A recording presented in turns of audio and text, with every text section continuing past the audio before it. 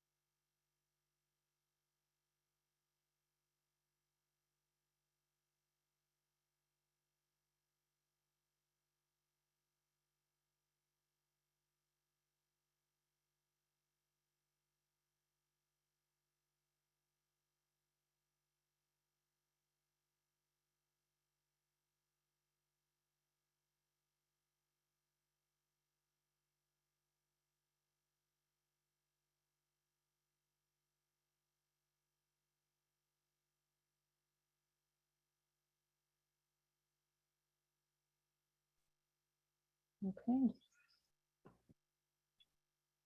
Oh, we're gonna go back. I went too far. All right. Andrea already gave me an introduction, but so my full name's Lucille, but I really just go by Lucy. And I'm a licensed clinical social worker. I got my master's degree of social work in New York. And I've worked as a social worker here in Minnesota, in New York, and as well as in Mexico. And I've had a variety of different roles. I've been really fortunate to work both like clinically, specifically in trauma and healing, specializing in interpersonal violence and family violence. I've been a trainer, been in leadership roles in nonprofits, and also in the Bronx. I actually do have a background in ABE, which I don't talk about too much because it was kind of at the start of my career in New York, the community center where I worked. We taught ESL and employment preparation programs, and I did a lot of the clinical and support work. I was the family youth program manager there. And then as I've kind of grown, I recently moved more into the K-12 education system, where I've worked as a school social worker with a background in special education. And right now I'm currently on the district equity and integration team for Minneapolis Public Schools, working on culture and climate in primarily high schools and middle schools. I'm also community faculty at the University of Minnesota, and I'm a senior fellow at the Minnesota Institute for Trauma-Informed Education. And so that's a picture of me and my partner and our two little kids there, Solon and Mateo. And I also have fur babies, Max and Maisie. And that is my key to warn everybody that because of this busy household, I apologize if there's any background noise or barking or like a head that pops up. We try to have boundaries, but that doesn't always work out the way that we plan. So hopefully it will be fine, but they get a little excited when the kids come home from school. So what I would like to know from all of you, this is now my new favorite check-in thing, is in honor of Minnesota, is Prince. So I want to know, name if you have any pronouns, and I know we have the name tags on here. but also kind of role and organization. You can put it in the chat or you can unmute. And then I want to know, which prints are you relating to, are you feeling today? So for me, it's the end of kind of a long week, but I'm feeling like I actually made some accomplishments this week. And so I don't know for you, the numbers for me on the bottom got cut off, but I am feeling down here, prints number 5, like I'm feeling pretty confident. I did a pretty good job this week. So I'm number 5 today. And then I'd love to hear, at least from a few folks, on something you're hoping to get out of this presentation so I can adapt it if need be. So in the chat or unmute, please.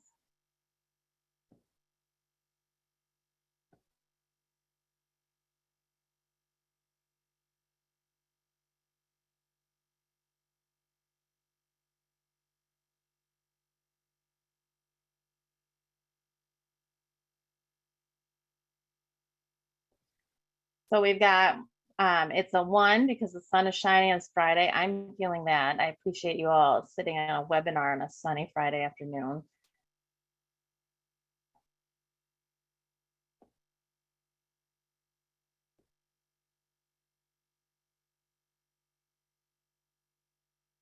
Instructional feeling number 3. Yep, that's fair.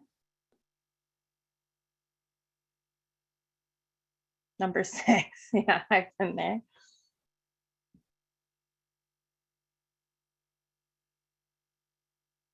Hi, Simran. All right, we've got number 3 here. Got some 3s, 6s, 3s, so a lot of 3s and 6s. 3, yep.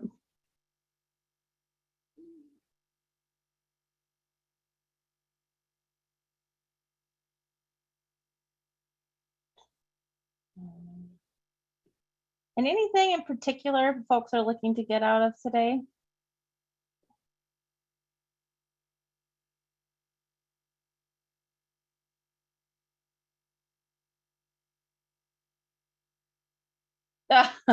Andrea thinks that you all change to a 1 by the end of the session. I don't know. Honestly, trauma doesn't generally tend to perk people up too much.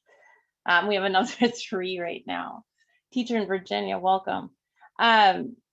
If you do, one thing about me, I'm really pretty flexible. So if you have a question or something comes out that you're hoping to get out of, we have new ideas for healing spaces.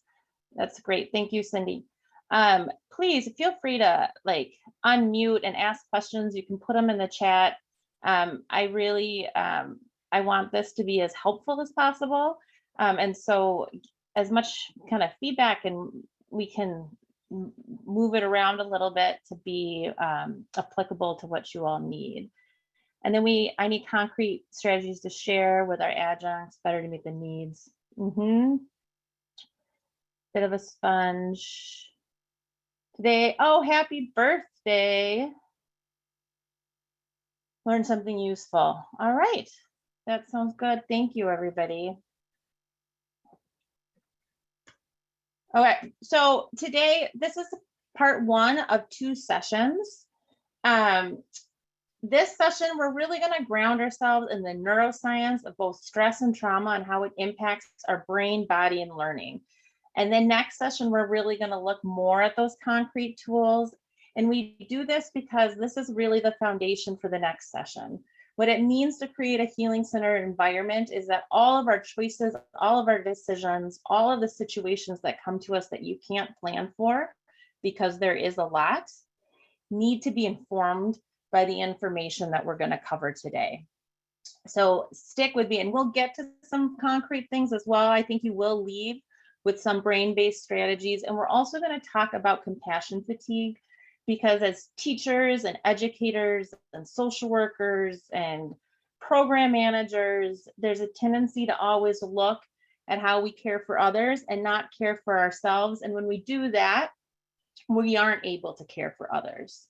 And so the two go hand in hand. And so we're going to talk about that a little bit today as well. And then next week, we're going to really get down into some of the concrete tools that you can use on a daily basis, both programmatically as well as instructionally within the classroom. I think we had a couple more in the chat here. Students in the classroom. All right, that sounds great. Okay. I am having a hard time with my computer, so I apologize for that as well. So we're going to start with looking at neuroscience of stress. We're going to move on to looking at how this impacts our learners, and kind of like how it comes out in the classroom, how it impacts us. And then we're going to kind of move into questions, and that's the trajectory for today. So this is one of my favorite quotes, and I actually found a quote today. I think I'm going to bring it next week. That might be my new favorite quote. But before today, this was one of my favorite quotes for trauma, and that is, "Hope is a verb with its shirt sleeves rolled up." Because one thing that when you talk about trauma and you talk about stress, it can feel really dark and it can feel really heavy. And the biggest thing that combats everything we're about to talk about today is this idea of hope. And how do we instill hope in ourselves? How do we foster hope? And how do we do that for the people around us and for our learners? And trauma and stress and mental health actively push away hope. And so it's kind of a constant push-pull between these two forces. So what is stress? And this is really where we need to start. Stress is just a natural body reaction that we all have, and it's necessary for our survival. Humans would not still be around today if we did not experience stress. And it's how our body and brain respond to any sort of challenge or threat. So it's not good, it's not bad, it's just a part of us. And it's what allows us to function in this world. And it not only allows us to survive danger, but it also allows our brain to learn new information. So it's something we rely on as educators in the classroom in order to teach. That's a little bit of stress, a little dose of stress allows the brain to take in new information. So it helps us grow. It helps us get things done. It's what gives us that push to pull the all-nighter the night before a paper or a project's due. But there's different levels of stress. And so the way our stress response system works is what is the crucial piece to understand. And every message, including our stress response system, goes up through our brain from the bottom up. And our brain develops from the bottom up, from the inside out. It also goes from the most simple part of the brain to the most complex part of the brain.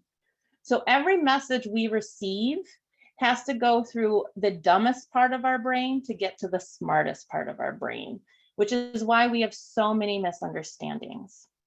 So right now, while I'm talking, I'm thinking about the brain and I'm thinking about the stress response system, and I'm thinking about it up here in my cortex or neocortex, right? And that message has to travel down through my limbic system, which is what regulates my emotions. It's my relational brain. It needs to go down into my diencephalon, which is my basic needs, how my body functions, hunger, sleep. It's a good thing I had a snack before I started this. Then it goes down into your brain stem, which is survival.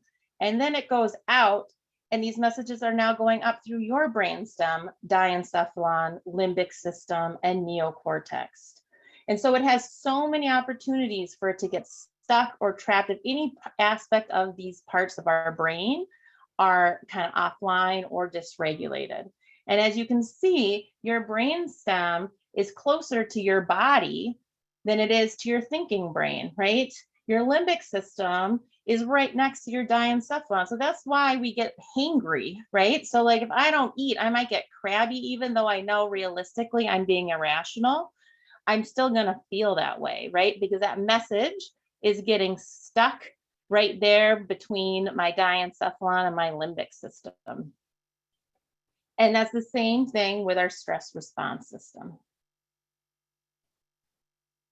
And so while stress is normal and it's really positive, it can be positive, it there's times where it can become toxic. And so when it's positive is when you have these brief doses, and I'm going to say doses a lot because it's when it's moderate, it's predictable, right? Like I know that then when before a project's due or before I need to do something I'm anxious about, I'm going to have like a dose of stress, but I know it's going to be over. I see kind of the light at the end of the tunnel, right? Those are those mild elevations of stress. It becomes tolerable when it might be more serious, it might be more prolonged, but it's buffered because I have supportive relationships. I have things that are going on in my life that offer stability, that make me feel okay and kind of get me from one edge to the other. It still feels like a bridge, right? Those protective factors and supportive relationships are my bridge. And it becomes toxic when it's so prolonged or it's so much that it completely overwhelms the system. And I almost think of it instead of a bridge, it becomes kind of a plank. There's a point where those protective relationships and protective factors just end, and you kind of just walk off the end of the plank, right? And in like year 3 of a pandemic, right? You think about how it's impacted people, and depending on the protective factors, it's kind of taken us at different distances and impacted people in different ways. Because depending, like if you had a house, for instance, and stable food, and were able to afford to get your groceries delivered and medical care, and we're in a home where there wasn't violence, right? You know, the stress of the pandemic was more tolerable. Whereas if you didn't have some of those basic factors, it was pretty immediately toxic. And so it really depends on all of these different environmental factors. So trauma, and all of this relates, is that trauma is an event or a series of events that overwhelms your stress response system. So it is the same anatomy, the same neuroscience that we've been talking about with stress. It's just when it gets to that toxic level, and it can be because it's prolonged, or it can be a single incident that is just so big that no matter what your protective factors are, it completely overwhelms your body's ability to cope. And because of that, it causes adverse effects on your functioning long after the effect. And it can cause impact on mental, physical, social, emotional, and spiritual well-being. It really impacts all aspects of a human being's identity. And we think about, I think oftentimes, some stereotypical or, like intrusive thoughts or nightmares, or, just the mental health and emotional health. But you'll often see chronic pain. You'll see a conflicting relationship with spirituality. Somebody who's was religious, now struggling with their spirituality or their faith, a social impact. And it really varies from person to person to person. It's not a cookie cutter situation. And what happens in the stress response system, we know how it goes up and down, is that we have, with that toxic, tolerable, and positive, we have this window of tolerance that kind of dictates when our protective factors, our body is able to handle the level of stress that is being that we're experiencing at that moment. And when we are above our window of tolerance, that's when we're hitting that fight or flight mode. That's that hyper vigilant. We're hyper aware. We're quick. Our reactions. That's all coming from that brain stem, right? And then that below it is hypoarousal, where we're in freeze or faint. We shut down. We disassociate, and that is even our lower brainstem. That goes even lower. And that often happens when we feel trapped, and we'll talk a little bit more into it. Oh, and so in a normal day, we will often go kind of up and down, right? Even with no traumatic experiences, even we'll have kind of more stressful moments, less stressful moments, and this is all perfectly normal and totally fine. When it becomes traumatic, and this is an example of what we would call acute or a single incident trauma, is when we experience an event that will shoot us up out of our window of tolerance. And what will happen in these events is we're kind of going along and we'll have a moment where we notice like something dangerous or something's about to happen and we'll freeze. And then because we're social creatures, we're going to look around and we're going to see what's going on. And we're going to primarily look to other people and see what their responses are. We're also going to see if we're alone, because that's another level of danger, right? If you're on a plane, you might, and there's turbulence. I know I look at the flight attendants to see if they look scared. But you know, if you're on the street, you might go and look to see if there's like a store, or there's other people around, or there's other people that are scared, right? We're going to take our cues. So once we've kind of assessed the environment, once we've flocked and we're like, okay, yep, something bad's about to happen, then we can kind of shoot up out of the top of our window of tolerance. And our first inclination is flight. Our first thing our body's going to want to do, and now we're down in our brainstem, right? We are no longer accessing our cortex. We're not feeling any emotions anymore. We're down in, we're going to try to flee. We're going to try to get out of there as quickly as possible, try to run, try to hide, whatever we need to do. If we realize that that's not going to happen, where there's nowhere to run or hide, we're going to try to fight. And what if we realize that that's not going to help, if we're not able to fight our way out of there, we have a moment of fright. And that's the moment when our brain stem, because we're not using the rest of our brain at that point, and our body realize this is going to happen. There's nothing I can do. This is what's going to happen to me. And then we shoot down below our window of tolerance. And that's when we get into the hypoarousal space, where we faint, disassociate. There's out-of-body experiences that will happen.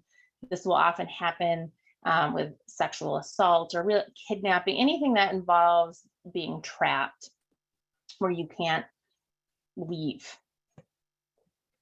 And the more and more that we experience traumatic events, or even as we go to this next slide, riding that top line of the window of tolerance, our window of tolerance starts to get smaller and smaller.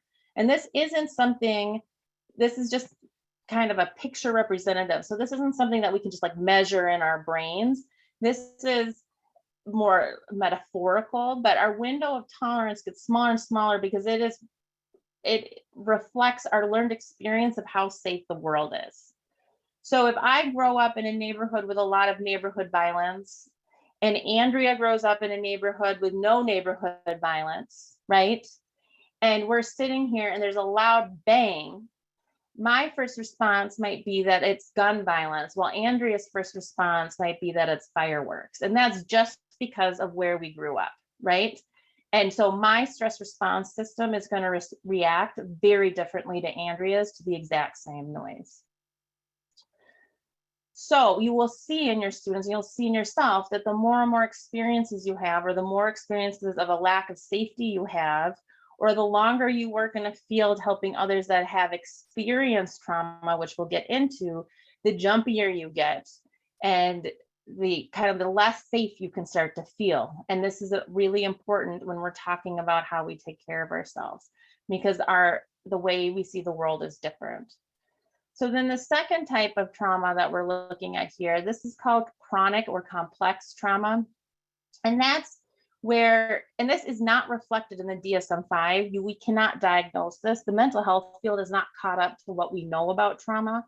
But what we do know is that if you live in a situation that is chronically unstable or unsafe, even if direct harm does not happen to you, you will get the same impact as getting one of those big T or single incident traumas, right? So if you live in an environment where the parents are fighting all the time, but nobody ever lays a hand on you, you will still get the same, your stress response will still be sensitized or still get reactive in the same way as if they have.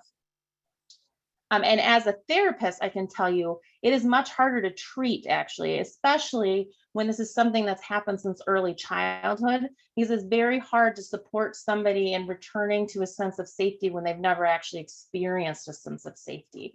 It's a much more complex web. And as I'm sure you all know, is that it's usually not just living in an unstable situation. A lot of the people that we work with, and a lot of people in the world, honestly, have lived in an unsafe or unstable situation and then have had multiple big T or single incident traumas on top of it. So it's all together. So anybody that's experienced war, family violence, chronic homelessness, a lot of the stresses associated with poverty, like that in and of itself, you're going to get complex trauma. But being in those situations, you are often more vulnerable as well to some of the big T single incident traumas as well, and oftentimes multiple. And so the core experiences of these trauma are disempowerment, hopelessness, disconnection, repetition, stuck in the past, and lack of choice. And all of this is really important because when you're working with folks that have experienced trauma, is what you want to do is you want to give the counter to these experiences.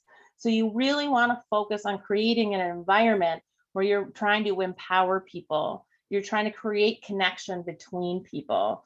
You're trying to remind them and ground them in the present and where they currently are, reminding them that they're not in the past, offering choices, so that they feel like they have some self-agency in that moment. Well, not just feel that they do have some agency in that moment. And again, I can't say this enough. When you're working with people, most people have experienced trauma at this point. So this is just like your coworkers, everybody. We really want to treat everybody in this way. So we touched on this, but the big buckets of trauma categories, you have your acute, and so that looks like accidents, single incident assault, natural disaster, single act of terrorism or violence, being robbed. And this is like kind of a one-time thing, but can obviously happen to somebody more than once. You have your chronic, which is prolonged family and community violence. It can be chronic bullying, chronic poverty-related stressors, instability, long-term illness, displacement or forced family separation, adverse childhood experiences, torture, exposure to war. You have your complex and developmental trauma, which again is adverse childhood experiences, witnessing domestic abuse, abuse by caregivers, neglect. And then a huge part of the trauma world that we're learning more and more about is racial, and then also historical and generational trauma. And what we know is that the experience of systemic oppression and racism causes trauma in and of itself. Even if you take away everything else, the experience and the stress that people experience when they walk down the street, walk into a store, or watch somebody being killed on the news causes trauma and causes that same impact on our stress response system. We also know that can be passed down from generation to generation. They've seen changes in genetics, and there's more studies being done on that through epigenetics.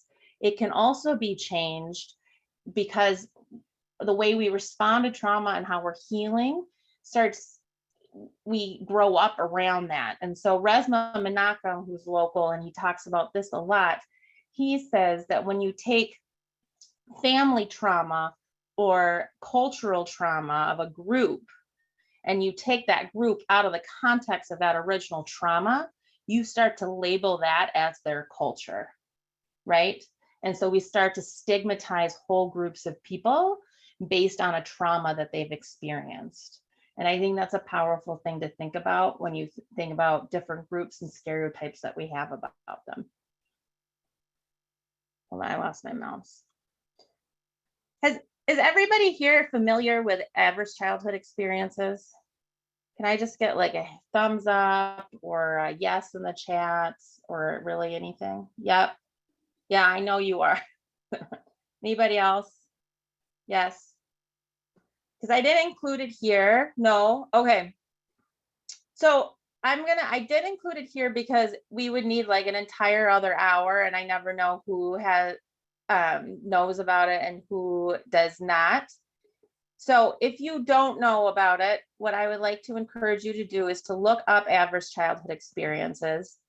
It was a big study that they did that really looked at and was kind of established the link between things that happened in childhood and long-term health impacts all the way through your entire life.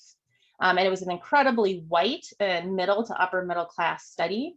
So there's been additional studies that have happened since then. And so one study that does not get enough attention that I like to always promote is to look at the Philadelphia ACEs study, where they started looking at community factors. So they moved it beyond just the family factors in the original ACEs study, and they looked at community violence, they looked at foster care, they looked at felt discrimination, chronic bullying, and they found not only did the prevalence increase, but it had the same impact. So I would take a look at both of those things because they're really foundational and really kind of establish the basis to like trauma now. And the thanks for sharing that link, Simran, but I would Philadelphia ACEs study has their own website, so I would suggest for everybody to Google that, please. So we are going to go into a small group right now. Andrea is going to break you up. There is a little worksheet. I'm going to ask you to remember back. This is the reflection piece of it. In your small groups, you're going to decide who's going to be the note taker. If you can't, it's whoever has the next birthday and who's going to report back. And that if you can't decide, it's whoever has the longest name. And you're going to work through this worksheet. And basically this worksheet is just talking through the order in which the stress response system kind of like comes online. So you're going to try to put that in order. And then you're going to spend the remainder of the time going through the discussion questions, so here is the worksheet, which the link is going to be in the chat. And then here are the discussion questions. And we will have 10 minutes. All right, are we ready? Yeah. Great. So you'll have 9 minutes and then you'll have a full minute to come back. ASL interpreters, I've put you with one of your participants. If you are not in the same group for any reason, jump back to the main room and I'll help you out. Off you go.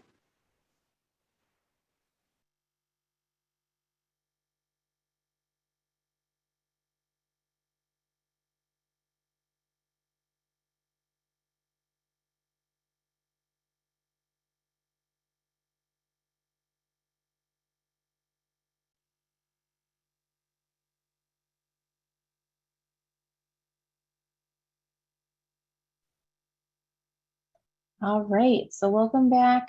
I would really love it if folks could unmute and help me. I'm not going to call on specific groups, but I would love to hear what people came up with. And so could somebody let me know, what did your group decide was number one? What of these happens first?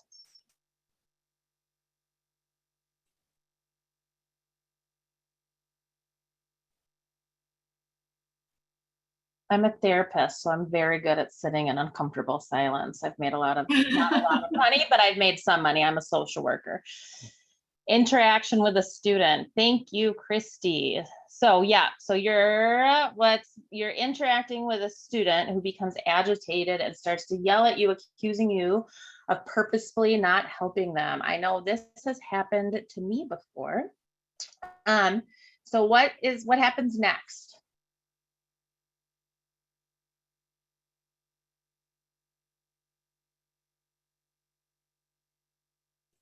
Your emotional brain senses a potential threat. Oh, I'm sorry. That's what we just, yeah. So that I would say the emotional brain, that would happen, I would say third. I think there's one thing that happens before then, because your thinking brain's still working. Remember, we're still up here. So you're interacting, somebody starts yelling at you, your thinking brain, what does it do? Your thinking brain checks things out and confirms. Remember, that's that, like, you freeze and you flock, right? You're taking it in. And then number three is that your emotional brain senses that there's a potential threat to your physical or emotional well-being and sets off an alarm. And so then your thinking brain goes offline so that your emotional brain can take over, right? So you're interacting, they start yelling, your thinking brain is like, oh, yep, this is real. So your emotional brain is like, woo, error, right? Like alarm, alarm, alarm. So then your thinking brain shuts down, your emotional brain takes over. I think that makes us at number 4. So then number 5, what starts happening?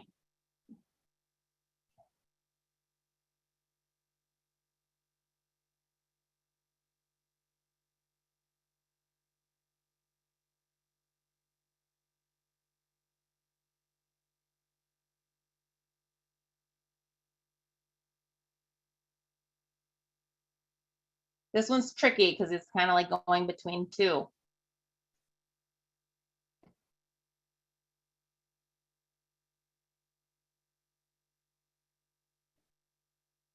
Got lost, could we annotate?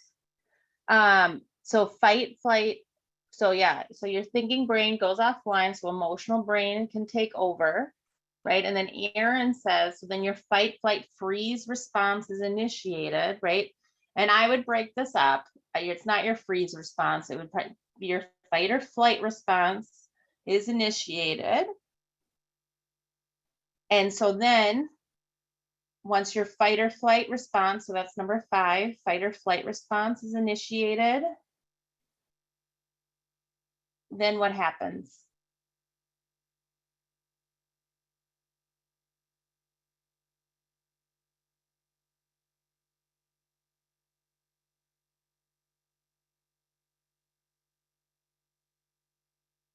Yeah, you react in the situation by raising your voice, telling them they need to leave your classroom, right? That's kind of your fight response.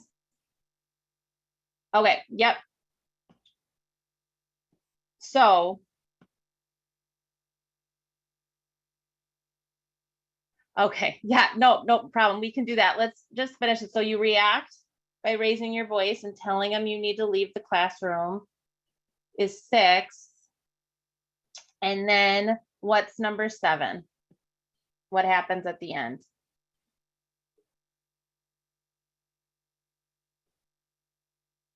Your thinking brain comes back on, right? To help you calm down.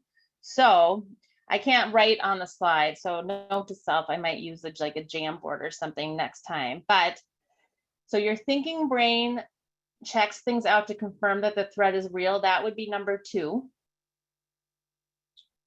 Your thinking brain, I don't have it written down in front of me. I'm just kind of doing it. So if I correct me, those of you who have notes, if I get my numbers confused a little bit. But so your thinking brain comes, checks, confirms that the threat is real is number 2. Then the second line here, your brain comes back on to help your body come down. That's the last thing. So that would be number 7.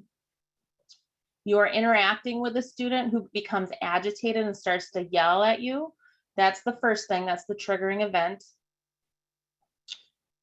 Your emotional brain initiates the fight, flight, or freeze response. That is, let me see. So if this is 1, this would be 2, 3, 4. That would be number 5. Then your emotional brain senses a potential threat to your physical and emotional safety. That would be number 3. You react to the situation by raising your voice. That would be number 6. And your thinking brain goes offline so that the emotional brain takes over. That would be number 3, I believe. Did I screw up my numbers at all? Yes, come off mute, please ask questions. Hi, I had mentioned it in the breakout room. I had attended another trauma-informed care training, and they said that in the moment you're reacting, and that it takes upwards of 7 minutes before you're actually able to like really think in that moment, you're really just reacting.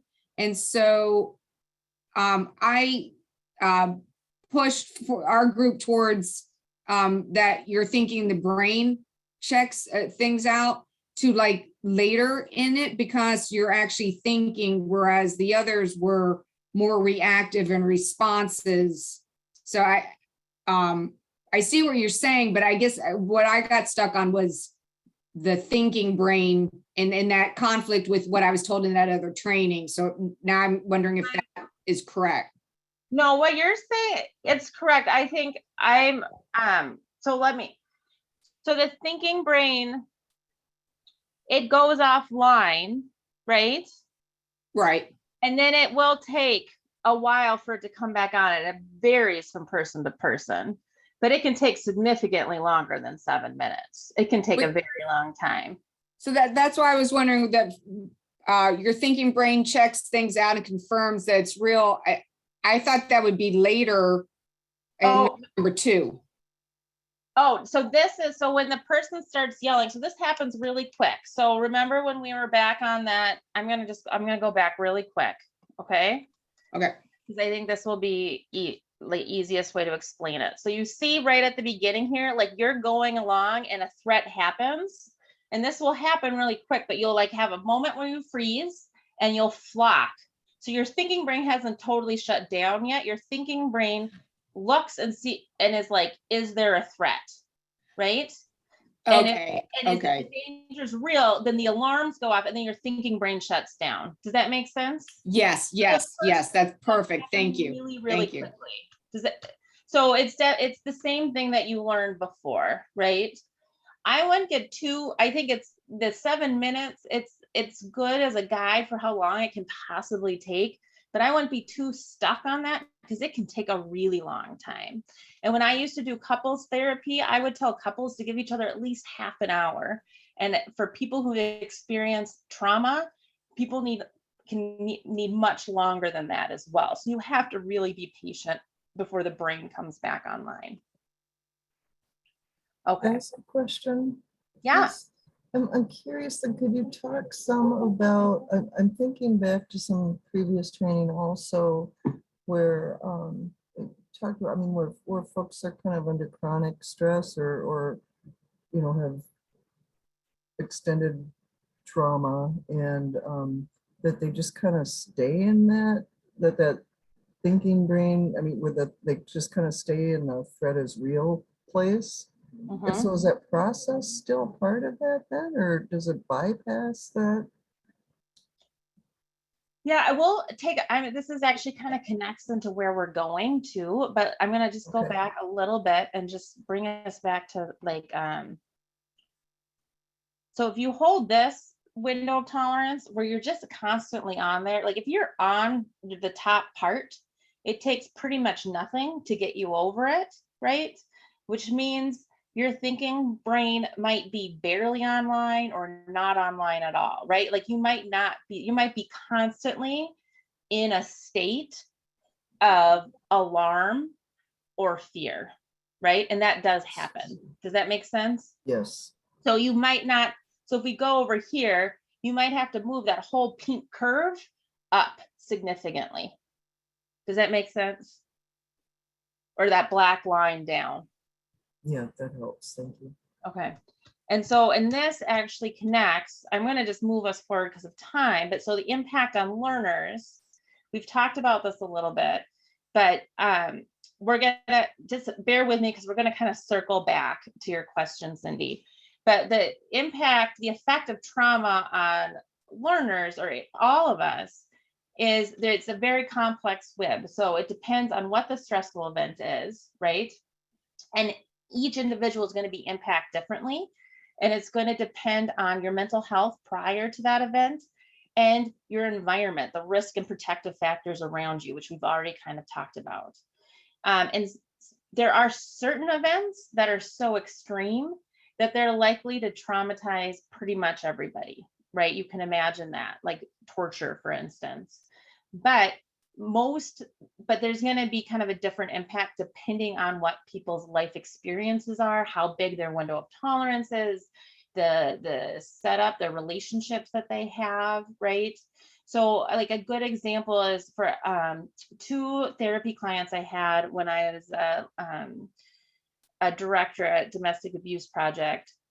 I had at the same time. And one woman, they're both obviously in abusive relationships.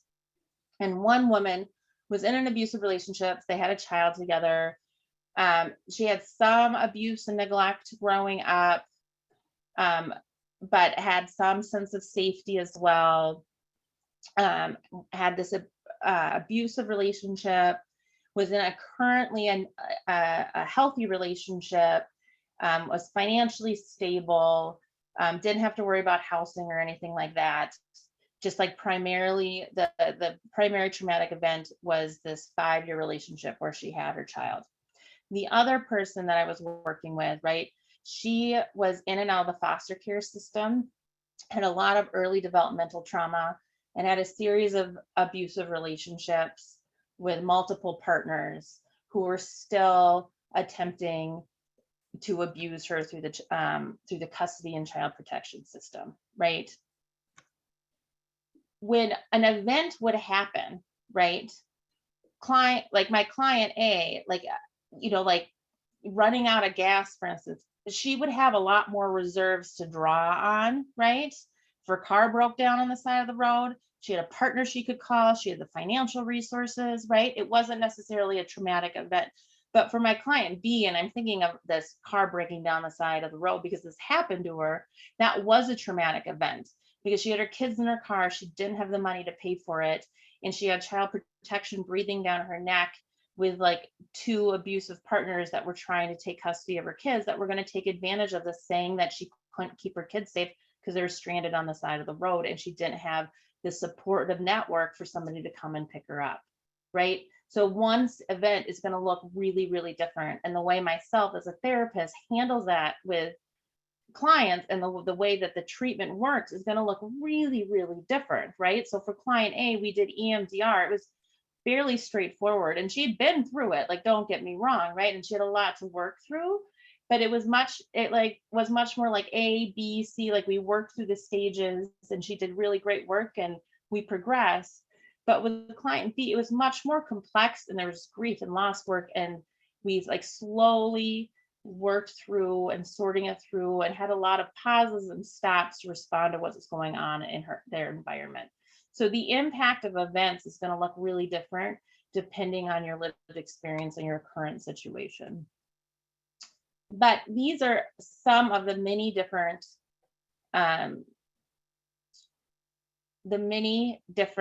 symptoms that you might see in a classroom.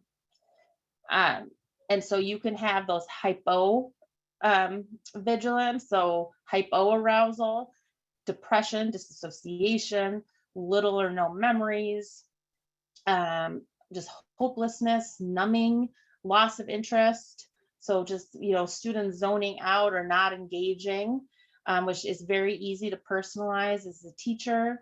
Then you can also have the hyperarousal, which is where you'll have irritability, you'll have can have substance abuse, you can have chronic pain and headaches, although that can be hypoarousal as well.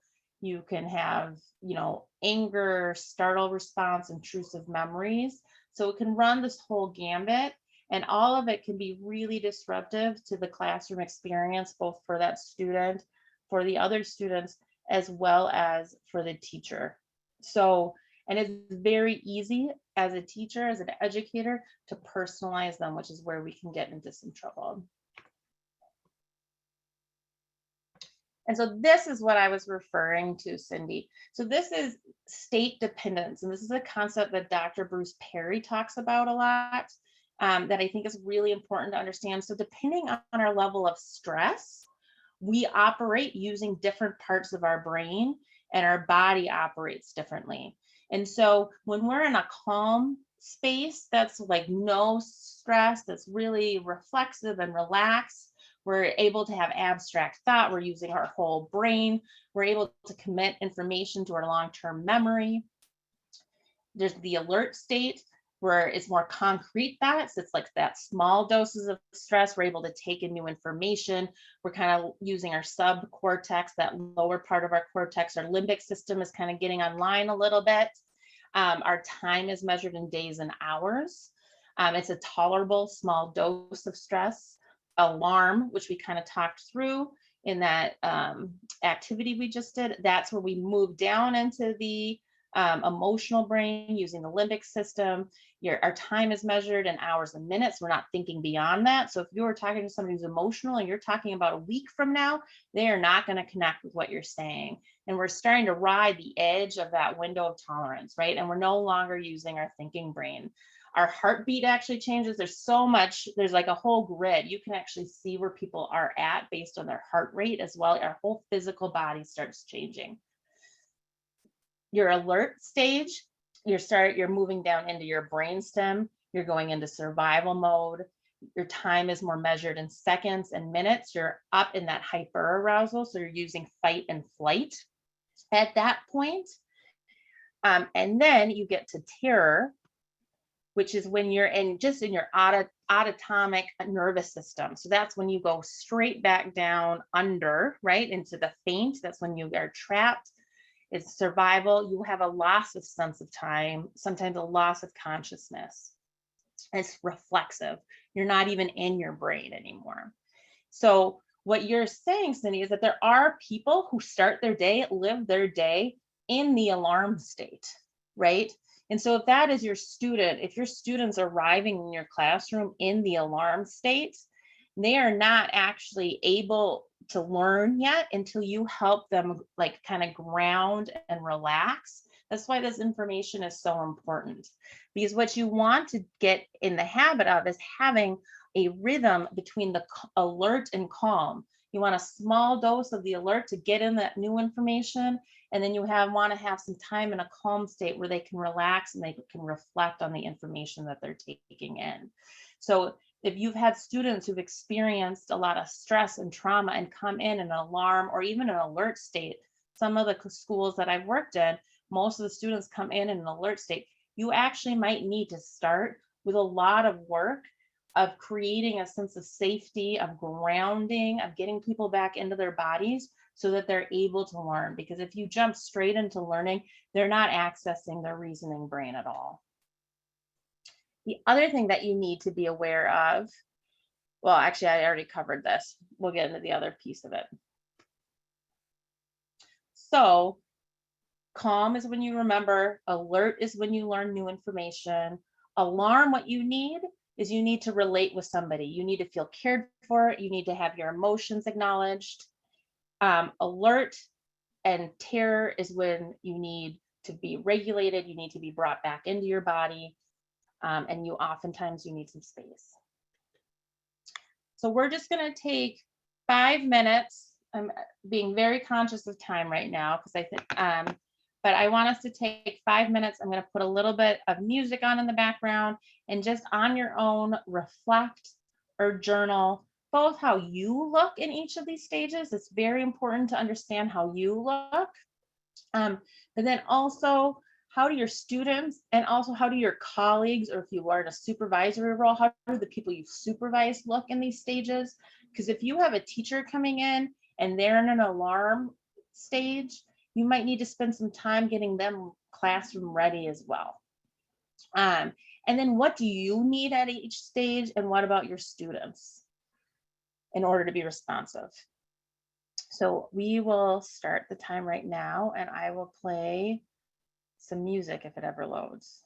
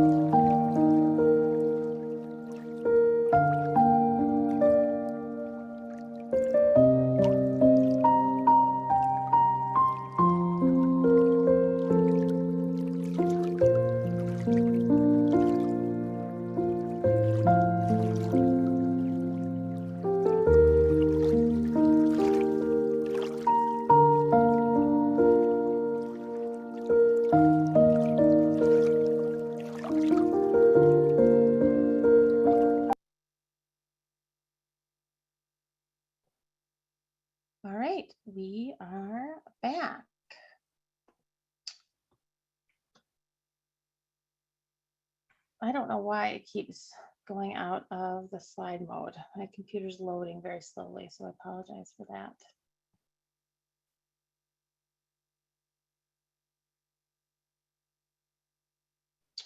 All right. Okay. So we're going to move into the impact on you, which is one of the reasons that came up. And this is why the idea of compassion fatigue is so important. I have something in the chat here. These stages and levels of stress are reminding me of students who experience ADD, ADHD, parallels, do some 100. So thank you so much, Belinda, for bringing that up.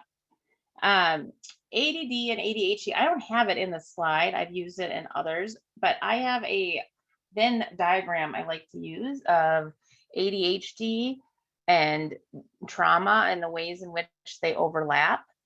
And many people get misdiagnosed, honestly, with ADHD or ADD. It's actually trauma, and it tends to be people of color, honestly, and ADHD or ODD, often in mental health or in education and K-12 education, special ed. EBD tends to be the diagnosis for students of color who have experienced trauma.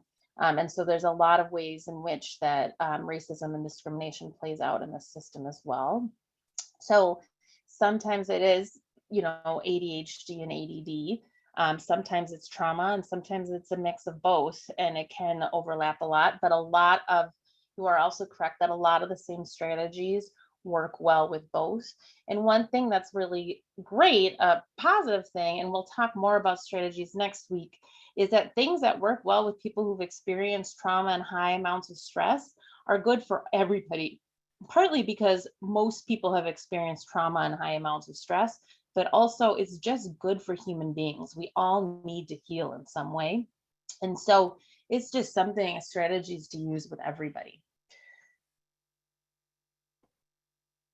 Okay, so one of the reasons why thinking about yourself is so important is that when you are up here, if you're in an alert or terror or alarm mode, you are not going to be able to help bring people down to calm or alert. You won't be able to teach them. Your class will escalate or de-escalate to meet you where you're at if you are setting the culture and climate of that classroom. We have mirror neurons, and so we match each other's level of escalation. And so you have this co-regulation. It's usually only talked about with children, but it is the same thing with adults. And so we have the ability to help regulate each other without words. And that is often more powerful because words tend to escalate people when we're not accessing our thinking brain. When we're trying to reason with somebody who is not able to access the reasoning brain, they're just going to escalate. But being in the moment and sharing our calm is one of the most powerful things you can do with somebody. But you're not able to do that if you're up in alarm, alert, or terror. So you need to be aware of where you're at. What's more is that compassion fatigue is used interchangeably with many other terms, but what it actually is it's an umbrella term. And I've heard it being used in different, but this is the way that makes the most sense and I believe is the most accurate. And what it is it's the emotional residue and strain that we all suffer or deal with when we work with people who've experienced trauma and toxic stress. And that is compounded on top of our own experiences of trauma and toxic stress. And it can occur just due to a single exposure. It can also occur due to a cumulative level. So it might just be because you've heard so many stories over the years, or you've just been around people with heightened stress response systems so much that it starts to impact you. And it can impact you in the same way trauma impacts you, physically, emotionally, socially, spiritually. And it covers multiple terms. It covers secondary traumatic stress, it covers vicarious trauma, and it covers moral injury. The big thing is, and this is something that I saw and made me deeply sad working in the social service and nonprofit mental health field, is that there was this attitude that if you experience this, that you somehow weren't tough enough for the work. And so there was this almost culture around not wanting to express it or needing to hide it. But the fact is that if you suffer some form of traumatic stress or compassion fatigue, it's just because you have empathic engagement. You don't deal with this if you're indifferent to other people. So it's really important to understand the term. It's important to know how to use it correctly. It's important to have clarity around the term. And it's important to understand that experiencing any of these things is an occupational hazard, and it is not the result of a weakness. It just means that you're human and that you care. And the more we can treat each other that way, and the more we can normalize it, destigmatize it, the more we can support each other, and the less people will have leaving the field, and the happier we'll all be. And so it's important to know what the difference between all these terms are, because they're not interchangeable at all. So first, burnout, which has been used for pretty much everything, but what burnout actually is a syndrome of exhaustion. It's depersonalization. It's you start to reduce your personal sense of accomplishment. And it really is exhaustion. So this can sometimes just be solved by talking to a supervisor and changing your workload or taking a vacation. You don't necessarily need a traumatic event, or it doesn't need to be trauma induced. It can just be straight up exhaustion. But you're going to notice it from physical, emotional, and mental exhaustion. You're going to notice it if you become over involved with your students or clients. You start to overwork and can't draw those boundaries, having emotional distress. You also in burnout run the risk of exploitation of students, is something that we see a lot in the social work field. When people are feeling burned out, that's when there's a higher likelihood of ethical violations. Secondary traumatic stress. This is basically like helper PTSD. So this is kind of what would fall under that acute trauma category that we've talked about. And this results when you've heard of a firsthand trauma experience from someone else, and your symptoms actually mimic those of that other person. And so you can have intrusive and avoidance trauma reminders. You can have heightened arousal, exhaustion, fatigue, emotional strain, loss of ability to empathize. This happened, one of the strongest STS kind of experiences that always comes to mind is I was doing narrative exposure therapy with a client of mine, and we were starting narrative exposure therapy. When you get to a traumatic event, you slow way down and you go through kind of all the senses, and you really walk through the experience that person had in that event. And I was doing that with a client that I had with her first sexual abuse experience, which was with her uncle. And so it was like describing what you felt, what you tasted, what you heard, what you saw, what, the sensations in your body, like slowly. And when we got through that, for a couple of weeks afterwards, I could like taste it. I could kind of feel it. I would have these intrusive memories. I would have nightmares about it. And it really impacted how I was doing. And I was already seeing a therapist at that time. So I was able to kind of process through it. But for a little bit, it almost felt like I was that little girl. Then vicarious trauma, which often gets confused for secondary traumatic stress. This I really think about as kind of the helper equivalent of complex trauma. And this is really the transformation that happens. It's slower. That happens when a person has just heard so much, has been around so much, has had empathic engagement with traumatized clients or students for a long enough time that it starts to disrupt your spirituality, your sense of meaning, your hope. And it really can impact your self-safety, your sense of safety for other people, trust, esteem, intimacy, your sense of control. And when I've gone through periods of vicarious trauma, that's why I have this photo here, it really feels like storm clouds coming in. And I start to feel really hopeless. I stop believing in the resiliency of the people that I'm working with. I stop feeling safe. I get super overprotective of my kids. I stopped believing in the resiliency. Like when I was a therapist, I this one time I was like 8 months pregnant with my second child, and I was working with this woman, and she wanted to go on a trauma processing, and I really thought that I was going to break her by her telling me her story, which is one of the most insane things, because it was her story to tell. I was like so scared of it. And it wasn't until I was in supervision that my supervisor pointed out that this was probably vicarious trauma. And it absolutely was. I had forgotten her strength and resiliency, and I just had heard so many abuse stories at that point. So it's much more insidious, and it kind of sneaks up on you. If you're not aware, you can not be aware that it's happening. And then there's moral injury, which happens a lot. And this happens when you are kind of forced to because of where you work, or you're bearing witness to people or organizations acting in ways that transgress or act counter to your deeply held moral beliefs. And you hear this happening a lot for people who work for certain systems like child protection or law enforcement, large social service agencies, criminal justice agencies. And so some of the protective, and it causes a sense of dissonance and inner conflict within you. And so some of the protective factors is just having a belief in a just world, and forgiving people and forgiving yourself, and having a sense of self-esteem. This is one of the newer ones that has been added to this group. So these are kind of the 4 main buckets, and it's really important to understand which bucket is what you're feeling or somebody else is feeling into, because they need different things to heal from it. So for example, burnout and moral injury do not require any type of trauma exposure, versus STS and VT both require trauma exposure.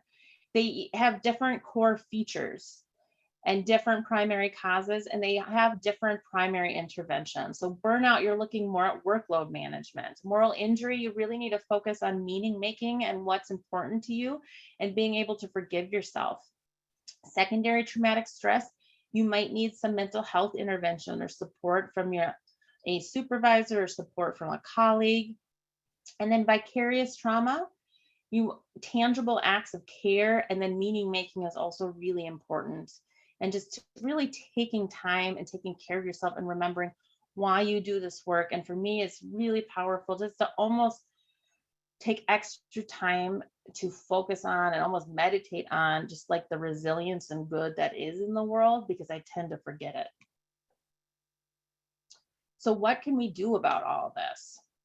We need to really focus on building our resiliency, and the resiliency of the students and people that we work with, and of our coworkers, because if we all are in this together. And so resiliency is impacted by our genetics, it's impacted by our experiences, our support system, it's impacted by our interpretation of the actual event. So what meaning we make out of the event that actually happened, as well as our cultural and spiritual factors. You can't take culture out of this. And then the patterns of stress. So like we were looking at that diagram with like health, kind of like healthier, more positive to more toxic. What you want to kind of build resiliency is to have your stress try to find ways to make it as predictable, moderate, and controllable as possible. When you're thinking about those core experiences of trauma and that disempowerment and feeling out of control, can really be helpful in creating kind of a schedule. I'm sorry, I keep getting distracted. There's something in the chat, and I want to just take a moment. There was a concern in the chat around STS and making sure that we're not like appropriating or taking over a victim's experience. And I think it's important to acknowledge that having secondary traumatic stress is not that. This is actually something that's been proven in the clinical field, that our brain can, in these moments of empathic exposure, it doesn't mean that their experience is your experience. It doesn't mean that you went through it, but you can have you can get the symptoms through listening to it. It can also happen like a family member of somebody who has experienced something can also get secondary traumatic stress. and they also need their own mental health support. It doesn't take away from the primary survivor's experience. And so while it doesn't take away from the primary survivor's experience, it's also really important to not demean or undermine the experience of somebody who's experiencing the symptoms of secondary traumatic stress. So for instance, in the example that I gave, while I was experiencing those, that does not mean that I go into my session with my client and I'm talking about my experience, or that I cut our sessions close, or that has now become my own experience of sexual assault. I was not sexually assaulted by her uncle by any means, right? But that does mean that if I'm going to continue to be a healthy provider for that person, I need to be able to treat that so that my stress response system does not get activated in that moment and I get shot out of my window of tolerance and I do something that causes my client harm. So it's not about taking away somebody's experience, but it's about understanding the neuroscience and what's happening in our brain so that we do not accidentally cause harm to somebody else who's already been harmed. So I hope that offers some clarification, because if I explained it in a way that gave a different understanding of it, then I apologize for that as well.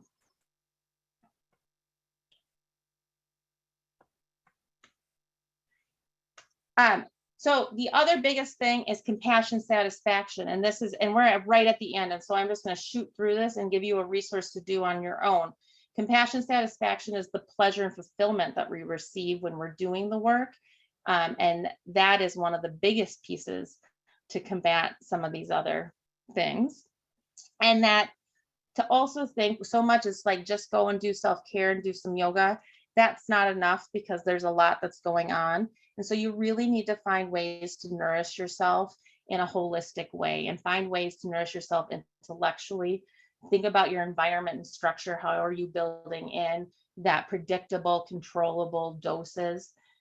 Physically, how are you nourishing yourself physically, socially, and recreationally, and emotionally? And so, well, Andrea, if you could just share, we're not going to do this because we're at the end of our time. If you could just share the link for this activity, if you could just spend some time to really think about, you don't need to fill out every single thing, but think about how are some ways that you are nourishing yourself in these different categories to really try to build up your resiliency, because it can be really hard work.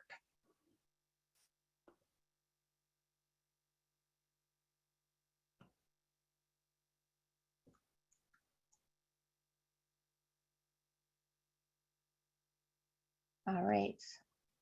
So I'm sorry we kind of ran out of time at the end there, but this is one of my favorite quotes from Audre Lorde, which is caring for myself is not self-indulgence, it is self-preservation, and that is an act of political warfare. Thank you all, and I hope you'll all join us next week where we'll talk about more tools in the classroom and in programs.